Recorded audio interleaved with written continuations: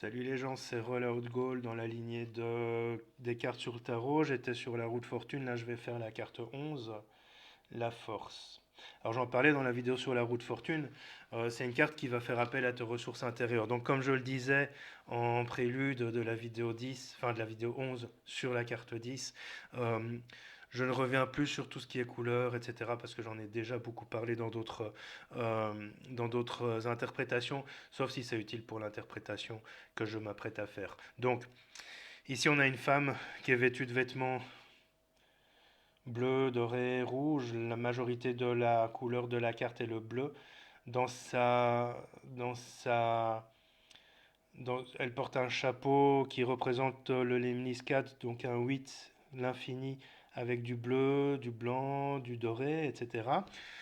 Et elle tient la gueule d'un animal qui semble relativement féroce puisqu'elle est aussi occupée à le maîtriser. Alors l'animal, il va représenter ton animal intérieur, rien à voir avec le chamanisme ici. Il va représenter en fait, on va dire, ta bestialité. Donc la force, qu'est-ce qu'elle va symboliser? Elle va d'abord et avant tout symboliser cette bestialité que tu cherches à maîtriser et à contrôler. C'est fondamental de comprendre ça dans cette lecture. Alors c'est une carte dont la couleur majoritaire est le bleu. On le rappelle, le bleu c'est une couleur qui en fait est une couleur d'évolution.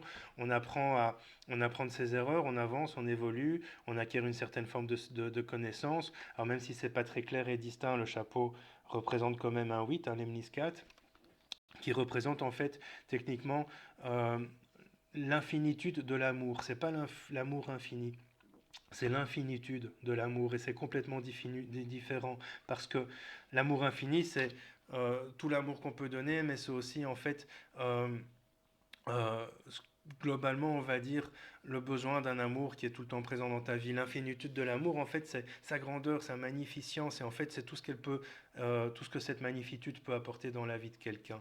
Donc, en fait, cette femme, alors pourquoi c'est une femme, je n'ai jamais compris, parce que ça pourrait être plus un homme qu'une femme, mais bon, peu importe, les créateurs du jeu ont décidé qu'il s'agirait d'une femme.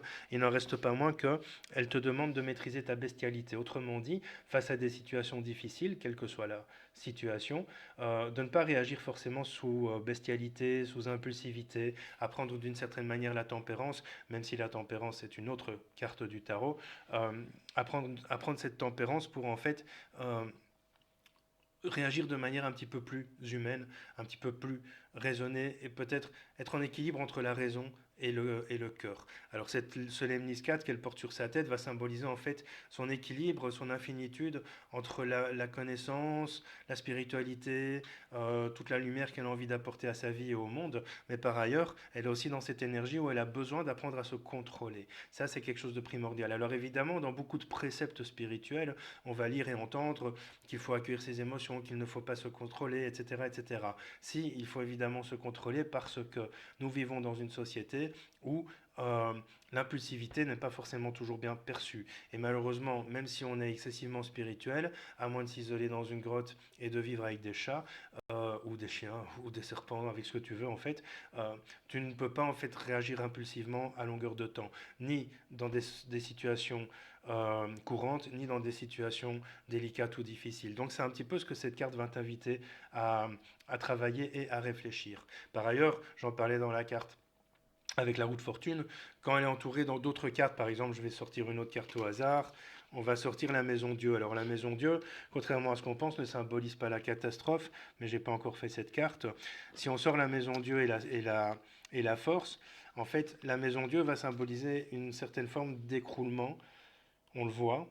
Et la force va symboliser justement le fait de ne pas réagir de manière impulsive. Donc, les deux cartes ensemble vont te dire, écoute, face à cette situation d'écroulement, la maison Dieu, il va falloir vraiment que tu apprennes à puiser dans ta force intérieure, dans tes ressources, que tu n'agisses pas de manière bestiale mais réfléchie et que tu ailles chercher la ressource adaptée à la situation. Ça, c'est vraiment le fondement de la carte de la force. Dans quelque tirage que ce soit, elle va symboliser cette recherche. Maintenant, au niveau professionnel, elle peut te dire aussi que ton expérience, tes apprentissages, ta capacité que tu as acquise à maîtriser certaines situations ou certaines connaissances vont te permettre d'obtenir un nouveau travail.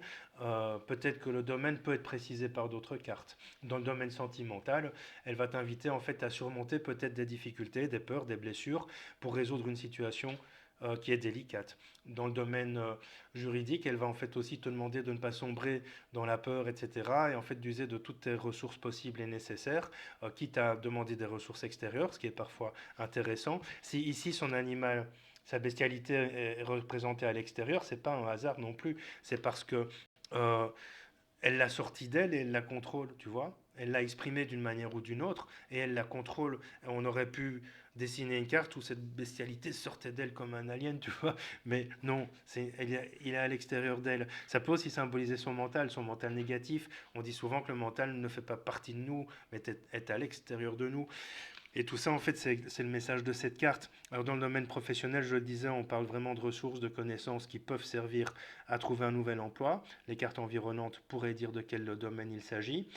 Tu peux utiliser plusieurs jeux aussi. Hein, quand tu fais un tirage, moi j'employais à l'époque le Béline, le Triade et le Marseille. Donc, on peut employer plusieurs jeux.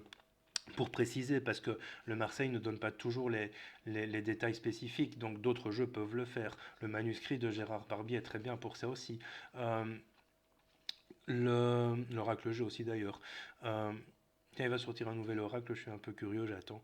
Euh, et donc dans le domaine sentimental, je le disais, quelle que soit la situation, il va falloir puiser dans ta force parfois de patience, mais aussi de ne pas réagir dans la douleur, dans la difficulté, de ne pas réagir dans l'impulsivité, parce que souvent dans les domaines émotionnels, aussitôt qu'on est touché, on a tendance à devenir parfois agressif, pas tous, mais certaines personnes, à être impulsif, à être parfois, à chercher à prendre le contrôle, la dominante sur l'autre, et en fait cette carte de la force va inviter la personne à justement maîtriser ses émotions négatives pour éviter d'envenimer une situation. Alors c'est la carte numéro 11. Dans la numérologie, dans ma numérologie à moi, le 11 représente les miroirs et les portails. Autrement dit, tout ce que tu as pu refléter aux autres, tout ce que tu as pu recevoir comme reflet par rapport aux autres vont t'ouvrir des portes, des portails pour pouvoir avancer et évoluer. Et en fait, cette porte, cette carte justement de la force, va te permettre en fait de refléter une certaine forme de sérénité. Alors c'est une force tranquille, tu vois. C'est vraiment ce qu'elle symbolise parce que tu vois, elle n'est pas angoissée dans sa tête. Hein. On voit pas bien. Elle n'a pas l'air angoissée, elle est sereine. Donc c'est une force tranquille, tu vois. Et en fait, ce chiffre 11 va symboliser justement cette tranquillité et cette capacité en fait à puiser dans tout ce qu'elle a pu apprendre, acquérir à travers sa propre expérience et à travers l'expérience que les autres lui ont apportée pour pouvoir avancer et évoluer. C'est vraiment une carte hyper intéressante. Pour moi, le tarot devient intéressant à partir de la carte de l'ermite. C'est-à-dire que les cartes avant sont un petit peu plus dans la matière, tu vois, la justice, le pape, l'empereur, etc. sont des cartes qui représentent la matière et la spiritualité. À partir de l'ermite, pour moi en tout cas, on rentre dans des cartes un petit peu plus évolutives. Il y a trois niveaux de cartes aussi, alors c'est un petit peu valable dans beaucoup de domaines dans la spiritualité, mais il y a trois niveaux. Il y a les cartes inférieures qui sont beaucoup plus matière, puis il y a des cartes médianes qui sont matière spirituelle, et puis il y a des cartes supérieures qui sont beaucoup plus dans le spirituel et dans les niveaux avancés de lecture et de compréhension de soi. Voilà, donc ici, pour la force, j'ai résumé. Bon, les vidéos sont un peu différentes que celles que je faisais avant parce que je ne reviens pas forcément sur des choses que j'ai déjà dites.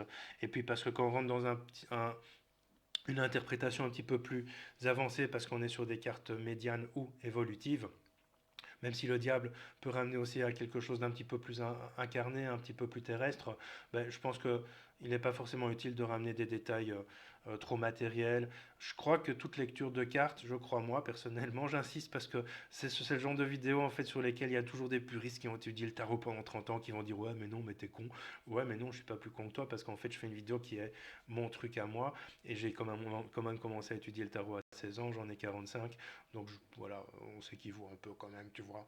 Bref, quoi qu'il en soit, euh, je te laisse ici, je vais faire la carte 12 dans la foulée, comme ça j'ai un petit peu d'avance sur les vidéos, et tu vas pouvoir satisfaire ton impatience. Salut.